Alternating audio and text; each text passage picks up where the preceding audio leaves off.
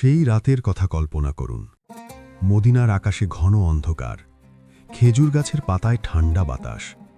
মসজিদে নববীর মাটিতে বসে আছেন কয়েকজন সাহাবী, চোখে ঘুম নেই, বুকে অপেক্ষা। কারণ তারা জানেন আজ রাতে কিছু একটা আসবে। রাসূলুল্লাহ সাল্লাল্লাহু আলাইহি ওয়াসাল্লাম নীরব, তার চেহারায় সেই পরিচিত ভার। যখন ওহী নামার আগে তিনি এভাবেই থাকেন। সাহাবারা নিঃশ্বাস বন্ধ করে অপেক্ষা করছেন। তারপর নেমে এলো সেই আয়াত, যে আয়াত 1400 বছর ধরে কোটি কোটি মানুষের জীবন বদলে দিয়েছে। হে ঈমানদারগণ, তোমাদের উপর রোজা ফরজ করা হয়েছে, যেমন ফরজ করা হয়েছিল তোমাদের পূর্ববর্তীদের উপর, যাতে তোমরা তাকওয়া অর্জন করতে পারো। সূরা আল বাকারা আয়াত 183। সেই রাতে মদিনার প্রতিটি ঘরে একটাই কথা ছড়িয়ে পড়ল, রোজা ফরজ হয়ে গেছে। প্রথম অধ্যায়, রোজা কি শুধু ইসলামেই এসেছে? এখানেই প্রথম চমক। আল্লাহ তাআলা এই আয়াতে বললেন, যেমন ফরজ করা হয়েছিল তোমাদের পূর্ববর্তীদের উপর, অর্থাৎ রোজা নতুন কিছু নয়। এটি আদম আলাইহিসসালাম থেকে শুরু করে প্রতিটি নবীর উম্মতের উপর কোনো না কোনো রূপে ফরজ ছিল। ইব্রাহিম আলাইহিসসালামের উম্মত রোজা রাখতেন। মুসা আলাইহিসসালামের উম্মত ইহুদিরা আশুরার দিন রোজা রাখত। ঈসা আলাইহিসসালামের উম্মত খ্রিস্টানরা রোজার বিধান পেয়েছিল। কিন্তু সময়ের সাথে সাথে তারা সেই বিধান বদলে ফেলেছে, কমিয়ে দিয়েছে, নিজেদের মতো করে নিয়েছে। আল্লাহ তাআলা এবার দিলেন সবচেয়ে পরিপূর্ণ, সবচেয়ে সুনির্দিষ্ট, সবচেয়ে শক্তিশালী রোজার বিধান, রমজানের 30টি রোজা। দ্বিতীয় অধ্যায়, কখন ফরজ হলো রোজা? হিজরতের দ্বিতীয় বছর। রাসূলুল্লাহ সাল্লাল্লাহু আলাইহি ওয়াসাল্লাম মক্কা থেকে মদিনায় হিজরত করেছেন। ইসলামী রাষ্ট্র সবই গড়ে উঠছে। সাহাবারা নতুন জীবন শুরু করেছেন। এই সময়ই শাবান মাসে নাজিল হলো রমজানের রোজার আয়াত। তাফসিরে ইবনে কাসির থেকে জানা যায়, রোজা ফরজ হওয়ার আগে মুসলমানরা প্রতি মাসে 3টে করে নফল রোজা রাখতেন এবং আশুরার দিন রোজা রাখতেন। সেটি ছিল ঐচ্ছিক। কিন্তু দ্বিতীয় হিজরিতে আল্লাহ তাআলা পুরো রমজান মাসকে ফরজ করে দিলেন। রাসূলুল্লাহ সাল্লাল্লাহু আলাইহি ওয়াসাল্লাম মোট 9টি রমজান পেয়েছিলেন এই দুনিয়ায়। প্রতিটি রমজানে তিনি ইবাদতে এমনভাবে ডুবে যেতেন, যা দেখে সাহাবারা অবাক হয়ে যেতেন। তৃতীয় অধ্যায়, প্রথম রোজার দিন কেমন ছিল? সেই প্রথম রমজানের কথা ভাবুন। সাহাবারা জীবনে প্রথমবার ফরজ রোজা রাখছেন। অনেকে আগে কখনো সূর্যোদয় থেকে সূর্যাস্ত পর্যন্ত না খেয়ে থাকেননি। মদিনার গরম, কাজ আছে, যুদ্ধের প্রস্তুতি আছে, সংসার আছে, কিন্তু আল্লাহর হুকুম এসেছে, তাই কোনো প্রশ্ন নেই। সাহাবারা বললেন, সামিনা ওয়া আতানা, আমরা শুনলাম এবং মেনে নিলাম। তবে প্রথম দিকে একটি বিষয় ছিল যা পরে পরিবর্তন হয়েছে। শুরুতে ইফতারের পর ঘুমিয়ে পড়লে পরদিন আর সাহারি খাওয়া যেত না, স্ত্রীর সাথে মেলামেশাও করা যেত না, অর্থাৎ ইফতার থেকে পরের ইফতার পর্যন্ত একটানা সংযম। এটি ছিল অত্যন্ত কঠিন। একদিন এক সাহাবী, কায়েস ইবনে সিরমা আল আনসারী রাদিয়াল্লাহু আনহু, সারাদিন কাজ করে ক্লান্ত হয়ে বাড়ি ফিরলেন। স্ত্রীকে খাবার আনতে বললেন। স্ত্রী খাবার আনতে গেলেন, কিন্তু ফেরার আগেই ক্লান্তিতে তিনি ঘুমিয়ে পড়লেন। স্ত্রী এসে দেখলেন স্বামী ঘুমিয়ে গেছেন। নিয়ম অনুযায়ী এখন আর খাওয়া যাবে না। পরদিন দুপুরে না খেয়ে কাজ করতে করতে তিনি অজ্ঞান হয়ে পড়ে গেলেন। এই ঘটনা রাসূলুল্লাহ সাল্লাল্লাহু আলাইহি ওয়াসাল্লামের কাছে পৌঁছল। তখন নাজিল হলো নতুন আয়াত, তোমাদের জন্য রোজার রাতে স্ত্রীদের সাথে মেলামেশা হালাল করা হয়েছে, আর পানাহার করো যতক্ষণ না ভোরের সাদা রেখা কালো রেখা থেকে আলাদা হয়। সূরা আল বাকারা আয়াত 187। এই আয়াত নামার পর মদিনায় আনন্দের ঢেউ বয়ে গেল। সাহাবারা বললেন, আল্লাহ আমাদের কষ্ট দেখেছেন এবং সহজ করে দিয়েছেন। এটাই ইসলাম। আল্লাহ কঠোর নন, তিনি রহমানুর রহিম। চতুর্থ অধ্যায়, রোজার পেছনে কি রহস্য আছে? রোজার আয়াতে আল্লাহ বললেন, লাআল্লাকুম তাত্তাকুন, যাতে তোমরা তাকওয়া অর্জন করতে পারো। কিন্তু তাকওয়া কি? তাকওয়া মানে শুধু ভয় নয়। তাকওয়া হলো এমন এক অবস্থা যেখানে মানুষ একা ঘরে বসেও পাপ করে না, কারণ সে জানে আল্লাহ দেখছেন। রোজায় কেউ দেখছে না, রান্নাঘরে একা, ফ্রিজ সামনে, পানির গ্লাস হাতের কাছে, কিন্তু রোজাদার খায় না, কারণ একটাই, আল্লাহ দেখছেন। এটাই তাকওয়ার প্রশিক্ষণ। রাসূলুল্লাহ সাল্লাল্লাহু আলাইহি ওয়াসাল্লাম বলেছেন, হাদিসে কুদসিতে আল্লাহ তাআলা বলেন, রোজা আমার জন্য এবং আমি নিজেই এর প্রতিদান দেব। সহিহ বুখারী।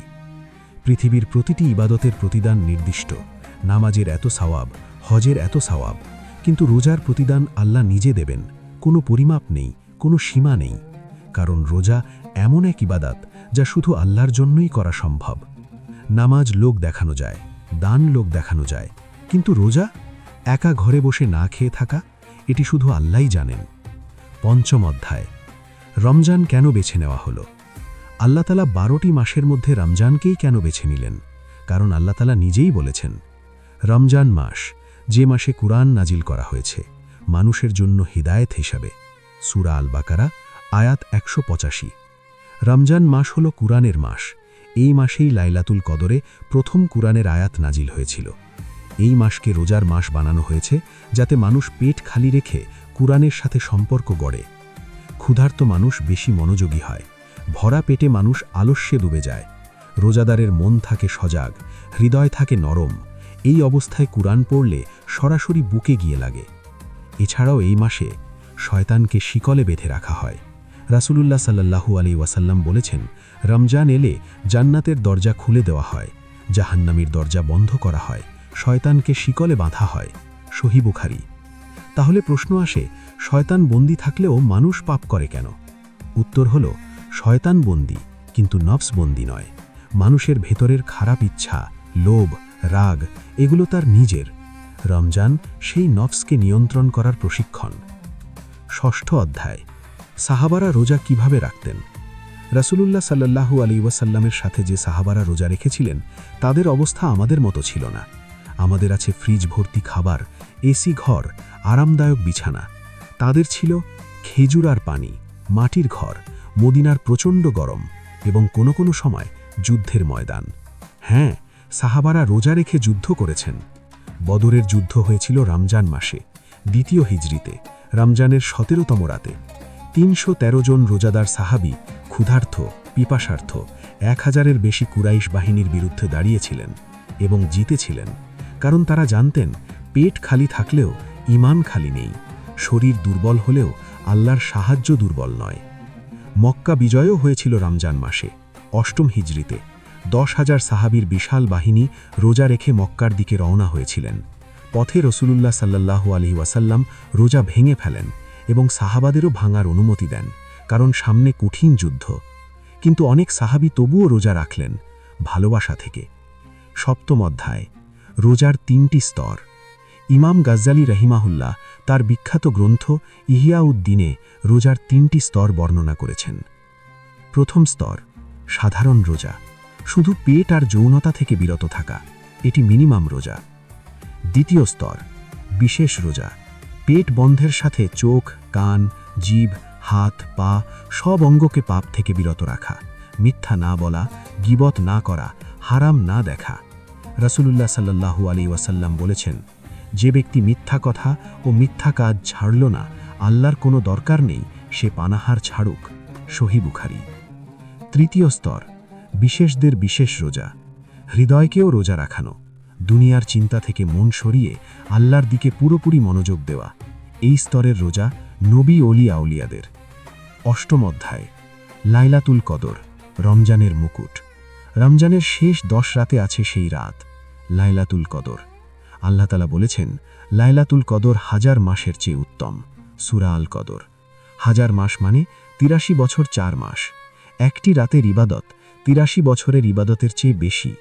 রাসূলুল্লাহ সাল্লাল্লাহু আলাইহি ওয়াসাল্লাম এই রাতের সন্ধানে শেষ 10 রাতে ইতিকাফ করতেন, ঘুম ছেড়ে দিতেন, পরিবারকেও জাগাতেন। একবার হযরত আয়েশা রাদিয়াল্লাহু আনহা জিজ্ঞেস করলেন, ইয়া রাসূলুল্লাহ, যদি লাইলাতুল কদর পাই তাহলে কি দোয়া করব? রাসূলুল্লাহ সাল্লাল্লাহু আলাইহি ওয়াসাল্লাম বললেন, বলো, আল্লাহুম্মা ইন্নাকা আফুউন তুহিব্বুল আফওয়া ফাফু আন্নি। অর্থ, হে আল্লাহ, আপনি ক্ষমাশীল, ক্ষমা করতে ভালোবাসেন, তাই আমাকে ক্ষমা করুন। তিরমিজি। সহিহ। সবচেয়ে বড় রাতে সবচেয়ে ছোট দোয়া, শুধু ক্ষমা চাওয়া, কারণ যার ক্ষমা হয়ে গেছে তার সব হয়ে গেছে। নবম অধ্যায়, রোজা কিয়ামতের দিন কি করবে? রাসূলুল্লাহ সাল্লাল্লাহু আলাইহি ওয়াসাল্লাম বলেছেন, রোজা এবং কুরআন কিয়ামতের দিন বান্দার জন্য সুপারিশ করবে। রোজা বলবে, হে রব, আমি তাকে দিনে পানাহার এবং প্রবৃত্তি থেকে বিরত রেখেছিলাম, তার ব্যাপারে আমার সুপারিশ কবুল করুন। কুরআন বলবে, আমি তাকে রাতে ঘুম থেকে বিরত রেখেছিলাম, তার ব্যাপারে আমার সুপারিশ কবুল করুন। তখন উভয়ের সুপারিশ কবুল হবে। মুসনাদে আহমদ, সহি। চিন্তা করুন, কিয়ামতের সেই ভয়ঙ্কর দিনে যখন কেউ কারো কাজে আসবে না, তখন আপনার রোজা নিজে দাঁড়িয়ে বলবে, এই বান্দা আমার হক আদায় করেছিল, তাকে মাফ করুন। 10ম অধ্যায়, রোজার সামাজিক শিক্ষা। রোজা শুধু ব্যক্তিগত ইবাদত নয়, সারা পৃথিবীর মুসলমান একই সময়ে একই নিয়তে পানাহার ছেড়ে দেয়। ধনী গরিব, রাজা প্রজা, সবাই সমান। কোটিপতি ব্যবসায়ী আর রিক্সা চালক, দুজনের পেটই খালি।